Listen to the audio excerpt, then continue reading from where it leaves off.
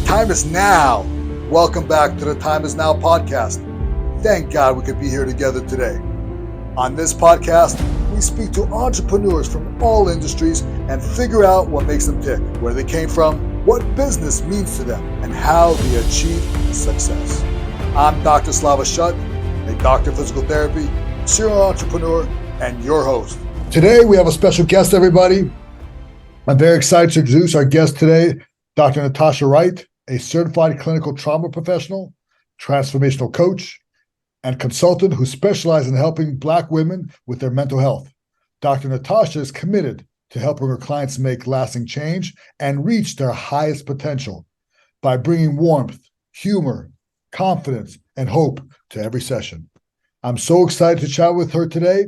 Let's get into it. Please, Doc, tell us about you. Tell us about your journey. Let us know who you are. Wonderful. First of all, let me say thanks for having me. I am always delighted to have these conversations. So as you stated, I'm Dr. Natasha Wright. I am a licensed clinical social worker. I am a transformational coach and consultant for Black women. So a little bit about me. I practice in the state of Connecticut. I have been in the helping profession for about 15 years now, and working with a diverse population.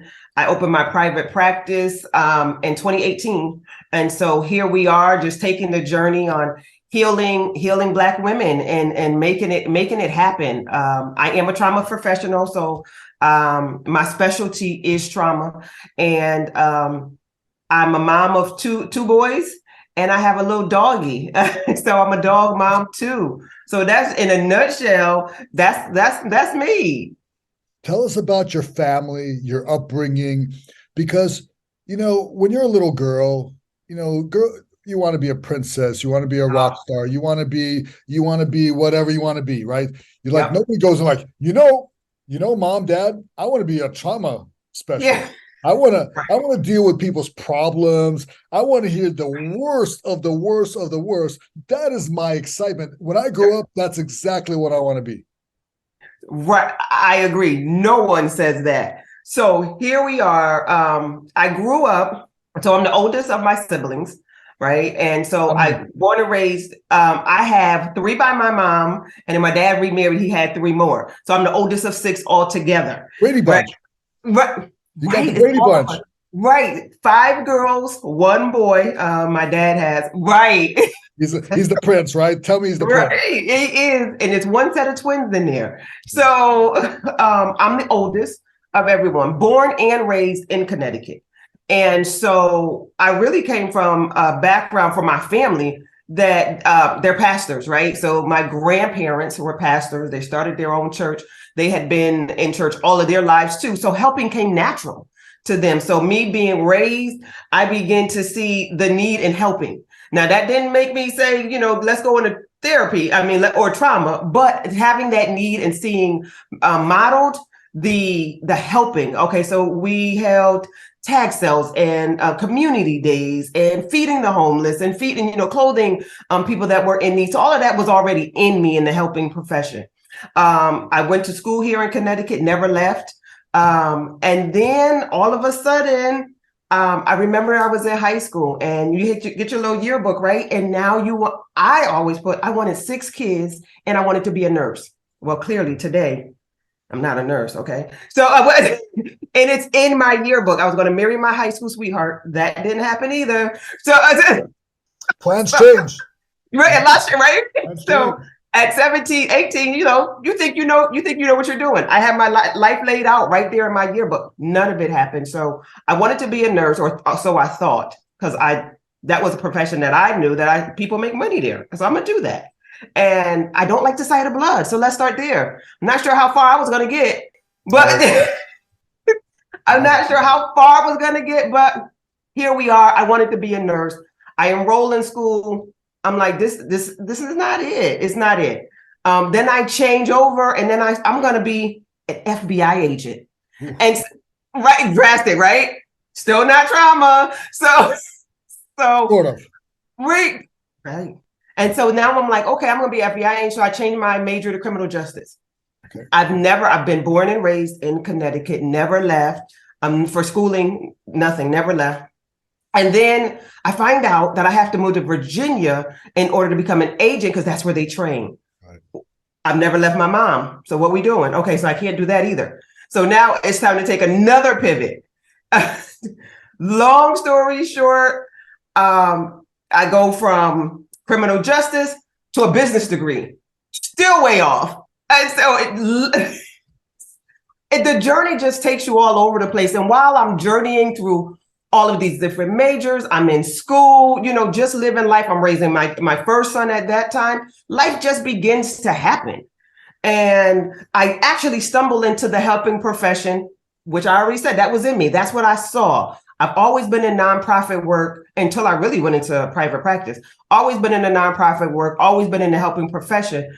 And then when I actually hit some bumps and bruises in life, I went to look for a Black therapist and couldn't find one. Right. So we're down. This is now I'm in my 30s. Right. I started school, from the high school. I'm going to be a nurse at 17. So now we're taking all of this, all of these turns. And I'm like, okay, I need to go to therapy. I'm trying to seek out a Black therapy. Either they didn't take my insurance or I just couldn't find one. I finally found one and she was in her 70s. Wow. Wow. And at this time I'm in undergrad and I'm like, okay, so I'm fairly young. She's in her 70s. We're like worlds apart now, but she's Black and a female and this will do, and it did. I worked with her. It served its purpose. But I said, if I am having this difficulty finding a therapist, I know other people are too. Correct. So you have a conservative background with the pastors in your family. Mm-hmm. You deal with things that are like beyond human comprehension, in many cases. How do you reconcile that, that background of conservatism, your family, they're religious, and then you deal with these things. You have a little bit of a business background, so that leads you into the private practice. You have a hard time. There's scarcity, so you can't find somebody who you really want to work with. Put it all together, connect the dots. Like, how do you reconcile first, the conservative background with trauma, and then the scarcity with business? So in order to reconcile it all, I think I had to sit in what I would call the seat of a client, right? So all of this happened before I became a therapist. I had to go through life just as a Black woman with a conservative religious background. Right. There were things that we did and did not do. Like if we take some of the, you can't wash clothes, you can't do laundry on Sunday, you can't do this, religiosity. You can't do any of these things because that's how I grew up. This is what we did. We went to church, you had Sunday dinner, and you sat down and you waited for Monday. Like it was the Lord's Day. This is what you do. This is how I grew up. And then life hit. And then I really had to take on a lens of my own of what spirituality and not necessarily religiosity was, because I'm going through all of these things despite being in church all my life. Right. And so when I begin to look at that, like life will still happen to you despite where you came from, despite who your parents are, despite what you know, despite what your resources, life will still happen. And so me reconciling my experiences and pulling them away, because I really did have to tease out what my grandparents and my parents went through and what their beliefs, were at the time. We never talked about mental health. So it was like, get up, get yourself together and continue to move. So we never talked about it until life hits me. And I'm like, okay, I don't think I can do this alone. And so that's how you reconcile it all to now. Mental health is like, once it hit me, I tell people all the time that I didn't choose social work. Social work chose me. Exactly. I was minding my business out here trying to take all these dips and turns and just navigating my own path until life hit. And I said, and it was a wake up. I feel I'm this tug, this pull, this call to be what I didn't have. It took months for me to find somebody. It's amazing that you recognized the journey that the higher power has taken us. You answer the call. Some people don't answer the call. Absolutely. They don't go to their deepest potential. Absolutely. I'd like to know, you mentioned we do research on our guests. Mhm. You identify as with the Black woman syndrome, and I'm sure Mm. you have a strong thought about that.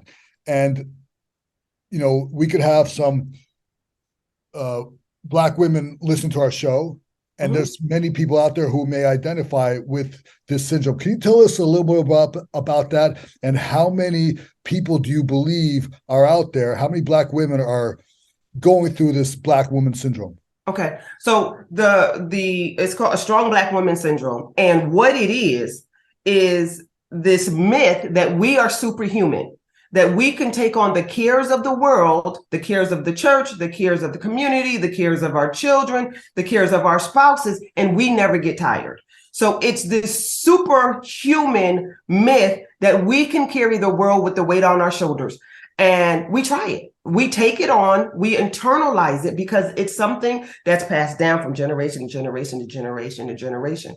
We're therefore putting ourselves on the back burner, right? And then we're burnt out, we're tired, we have high cholesterol, diabetes, high blood pressure, our body's aching, we have chronic pain and illnesses, all of this. Because we have internalized that I must be strong, I must show up, I must carry this. And for me, yes, it was passed down to me too. Until one day I hit that proverbial wall of I can't do it. Right. And so when Black women internalize this strong Black woman persona, it not being strong, it's almost like a double-edged sword. It's like, but you're going to see me as weak if I cry. You're going to see me as weak if I say no. You're going to see me as weak if I can't. You're going to see me as weak if I don't come through. And I don't want people to think I'm weak. And that keeps people bound to that strong Black woman syndrome.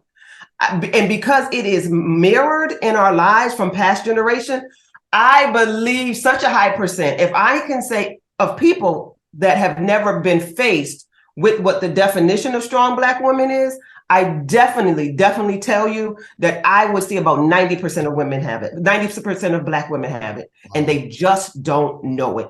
So let's talk about some controversial things like, basically like institutionalized racism, societal pressures. Tell us about all these different factors that may contribute to this.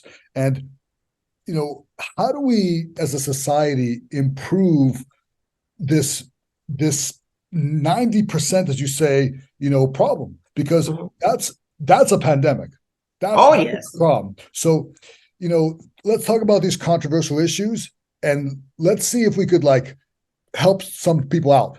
So sure. So let's look at the strong Black woman syndrome from babies, right? So let's look at it from a 1-year-old, 2-year-old toddler perspective.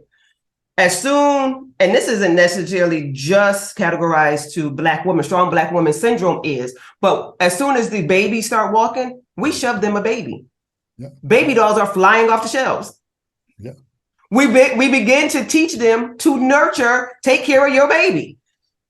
So we teach them to play house before they can talk. Wow. Good point. Holidays coming, right? So what are you gonna do? Oh, she has a little girl. Let me go get a baby doll. Now the baby dolls have gotten so extensive in their accessories. There's playpens, there's strollers, there's bottles, there's baby alive that cry, and they need their pamper changed. But as soon as they start walking, baby doll, baby doll, baby doll, baby doll, or a kitchen set, or the little vacuum cleaners. All of this, we're sending messages that this is what you do to keep your house and to take care of your baby. Right. So we're teaching nurturing, like I said, of that nature before they can even talk. They have a whole little mini house set up. So the mindset is already set in many ways. Right. Because we're teaching and that's what we perpetuate, that mindset. So you're saying, as even from little girls, once we start sending a mindset, we start giving examples, you're basically setting this syndrome up.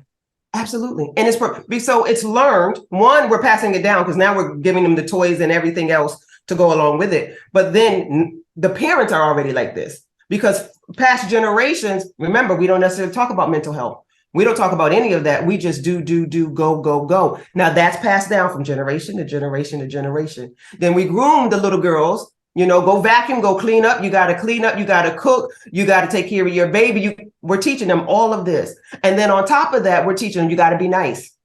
Don't say no. Don't hit. You can't say that. Oh, you don't want to give them a hug? Give them a hug anyway. So we're already teaching them to betray themselves and overextend themselves for someone else's pleasure or to someone else's liking. And we do this in good nature, not knowing, the strong Black woman. We're not necessarily thinking about that. We're just, hey, little girls do this. Girls do this. And all of that is then internalized and taken on as a new behavior and begins to shape and form who the little girl is.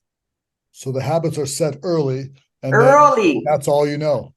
And that's all you know until usually women, especially the women that I see, so I'll put it in context, usually hit this wall between 30 and 33. That's young. But that's young, but that's already 3 decades of embedded, internalized behavior that's not necessarily working for them. Most people, by the time they're 30 plus years in their professions, are ready to retire. Right. So you're saying, since this started, it's basically occupation early, and they're in their retirement age in their 30s. Mm-hmm. They're tired, they're worn out, they're displeased, they're unhappy. And usually we are given, we as women, Black women, you're given this checklist of life. In order to do good and be a good citizen, you have to go to school, you have to get some sort of education, or you have to, you got to go to work because you got to take care of this household. You have to do all of these things. So this checklist of life is given to you. This is what you do to be a good citizen. This is what you do to carry on the family name. This is how you be productive. And we do it. And there's nothing in there that's on purpose and passion and destiny and being fulfilled. Fulfilled, getting pleasure from what I do. What do you mean? What is that? I just have to do what the family says do because this is how you be a productive, good citizen. But this also contributes to your unhappiness. Why do we still have such a stigma this day and age with COVID and how many people suffered mental health issues? Why do we still, have such a stigma attached to mental health when it should be so important? And there's not enough of you, but you're out there and you're helping. Why are more people not contacting their mental health professionals? And why, especially at 90%, why are more Black women not contacting you or a professional like you? Why? So let's start with the first why of why people are not engaging in mental health services, period. And I will take that, of course, in the context of Black women or Black culture. It's because, one, we have this, for us, mainstream distrust of the healthcare system, period. Right. Dating, back to Tuskegee. So people have used us as guinea pigs and for research without our consent. And so while that didn't happen to me, right, it happened, and that's passed down year after year. It's like, oh, don't do that. You can't go to the doctors. You can't trust. You can't. So mental health is a part of the healthcare system. Right. And then we have an underlying issue of what happens in our house stays in our house. So now we struggle, right? Because now we're going to suffer in silence. Then we have all of these cultural myths of you can't trust this, you can't do this, you can't have friends, you can't tell them your business. All of this is compounded. And then when we do break past the stigma, the shame, because shame is associated within our culture with going to mental health. Because especially from a religious background and context, Jesus paid it all. If you just got to pray a little harder. Well, that is just bad. That is just bad theology that's going viral. You can't say that. Like, no, you can have Jesus and you can have your religion and you can have a therapist. You actually need both. And so we have all of this wrapped in. And then when we do make it to the doctor's office, we're minimized. We're minimized. We are diagnosed harshly and prescribed medication more severely than our white counterparts. Wow. And so when we're there, you're not even listening. People are not even listening. So why should I go? That's probably a good point. I mean, I could see that being, besides the stigma attached, if you've dealt with somebody in your healthcare history that has mistreated you in some way, you're not going to trust the system. So I could definitely see that happening. Let's talk a little bit about, I'm really impressed with your helping hand. What I'm also impressed with is you have a weekly prayer show on Zoom, correct? I So do. tell us a little bit about your relationship with God, Mhm. and tell us a little bit about that weekly prayer session. So to begin, like I told you, my grandparents were pastors. My mom is a pastor, and I'm a third generation preacher. So I'm a licensed preacher.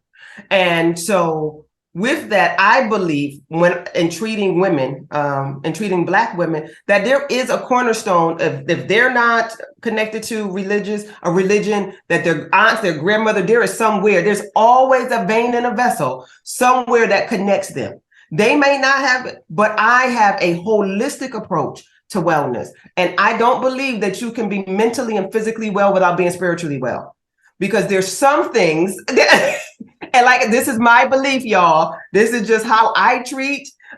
This is my foundation, that you can't do life properly if the core of you isn't well. And the core is spirituality.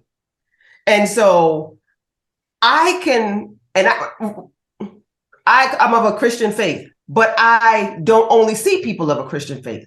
I don't care what your faith is, because it's a strength and I can lean on it and build on that.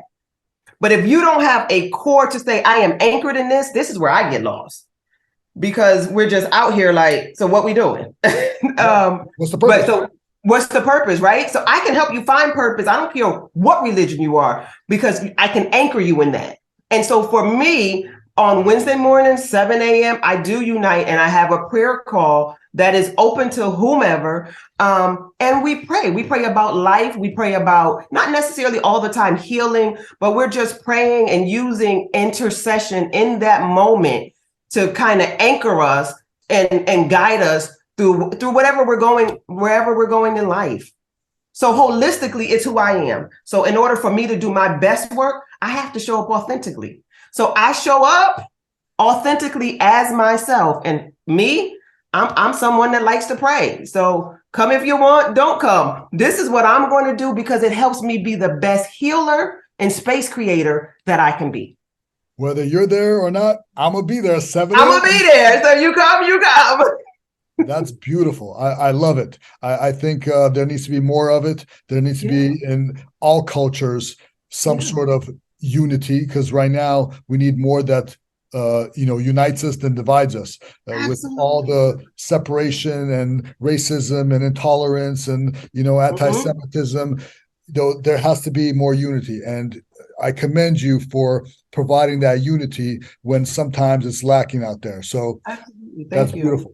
Let's talk about your ebook. It's called Pray, Plan, Affirm, Execute, a playbook for setting and executing goals. Where did this idea come from, and what did the process of writing it look like for you? So Pray, Plan, Affirm, Execute really came from, it's my strategy on how I execute my goals. I have always been one to write down, to plan. I'm a strategizer. I call myself like a strategy guru. You need a strategy, you got to go, I can give you a strategy. I just have this vision about how to get from point A to point B. And so through the years, I had to sit down and say, oh, this is how I do. I pray, I plan, I affirm myself, I execute. And then I put it on rinse and repeat. So I took what I was actually doing and put it into the form of a book. So the book is actually, there's pray. I give scriptures on goal setting, scriptures on who you are, scriptures on what the word says and how that can be applied to our life. Then it's plan. Now it's time to the nitty gritty. Get your notebooks, get a plan. What area do we actually need to plan out? What needs a strategy? So it's like, okay, so you have one objective, I don't know, to save money. Now let's go to work. And so I break it down and I begin to give people a strategy. Then once we get to strategy, now we need to affirm who we are. And so affirming who you are is like, I am worthy of this. I am great. I deserve great things. I deserve everything that's coming my way. I can do hard things. I can make right decisions. So we take that and now we're affirming ourselves after this, because when we go from planning to executing. In between, we sometimes get stuck because we don't believe that we're worthy of what we planned. Yeah. And so I build that component of affirming yourself right on in there to say, listen, you can do this. You are worthy of this. So there's affirmations in there. And then the plan, now we have all of this. Now it's execution time. We go and we put a timeline on the strategy. I usually work in 12-week increments. Oh, nice. So every plan that I have is 12-week. It's built on surrounding the theory of the book, The 12-Week Year. And we go 12 weeks. Whatever we put down, we're going to execute in 12 weeks. So we're planning for every week to be a month. And so we have no time to waste. It's only go time. And once we get in the flow of that, it's rinse and repeat from there. I love how you have not only goal setting and foundation based upon spirituality. You know, we talk about this often on my show with entrepreneurship. You could have all the dreams you want unless it's put into action through systems. Because when everything runs out, we're talking about motivation won't always be there. When that runs out, you're left with your habits, with your systems. That's right. And, you know, that's how people stop from getting burnt out. So, you know, you want to help people, and especially avoid like the strong Black woman syndrome. When you have systems in place, you have a foundation in place, you take action, you will have less problems. That's right. And that's a beautiful thing. I absolutely agree. Systems matter, because you said something very important. When the motivation runs out, because you won't always be motivated to execute. Right. You will. The will wax and wane. It'll come, it'll go. You're not always going to have that will. That's why I ask people in the beginning when we're planning, number one is, what's your why? Because your why will anchor you when your willpower won't. Right. I'll give you an example. I want to lose some weight. My willpower is not always there. I like sweets. So right. Guilty. I like sweets, but I have to be anchored in my why, because I need my body fit to carry out the purpose that God has for me. So I need to be healthy. My body needs to be fit to execute. And so, but anchored in the why will make me bypass that piece of cake or that brownie or that ice cream and get something else. But your why will carry you when your willpower will not. So you say like some incredible things. You help a lot of people. You get into deep stuff. I mean, you are into like some serious stuff. You know, can you tell us about the concept of joy? Because, you know, whether you're Black, white, whatever you may be going through stuff. And as we do as individuals, and, you know, so where do we find joy? How do we get joy?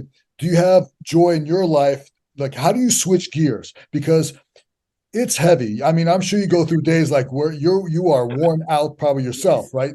You know, because you've taken on so many people's energy, so many people's that heaviness. You know, the rainstorm is coming down on you, and you're like, God, you know, help me out, help a sister out, right? You know, so how do you find joy? What do you do to switch gears? How do you switch that switch where you're not constantly carrying that load with you always? How do you switch that gear?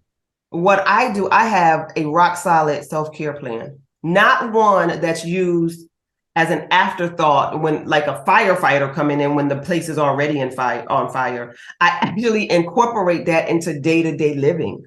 So boundaries with my clients. I see clients from Monday to Thursday. Friday, Saturday, and Sunday, I do my own thing. Okay. And so with that, I know that come Thursday, I'm done and I'm not back until Monday. Now, what I do every day, of course, I'm praying every day. I'm reading my scripture every day. I've now gotten into the habit of working out 4 days a week. So, you know, you got to move your body, right? You got to get this energy moving. You got to get moving. I have a great set of people around me that I can talk to. Not necessarily, and I'm not talking about clients, but to talk about anything. Right. Because when you are seeing clients all day, it's their time, not your time.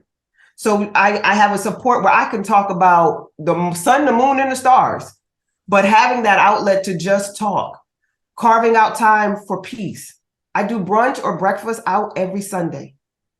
So I have systems and boundaries in place where I find joy each and every day. I'm a reader, so I don't watch a lot of TV, but I read books and novels that allow my mind to wander to different places.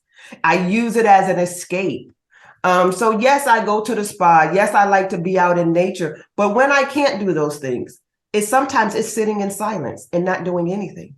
I find joy in a lot of little things. My doggie brings me joy. My sons bring me joy, right? My good girlfriends, my community, they bring me such great joy. So I incorporate them in as often as needed.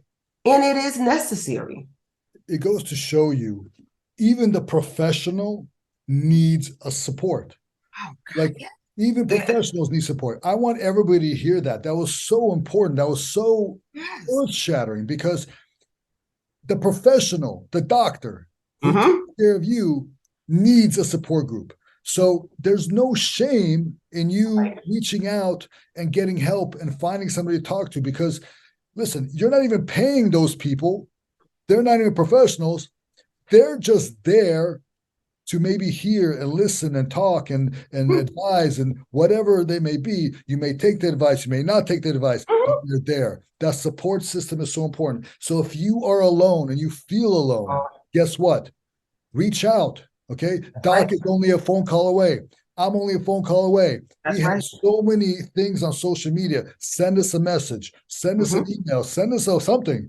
Don't go about it alone, because a support system is very, very important. Agreed. We need people. We are not creatures that were made to be alone. We need people.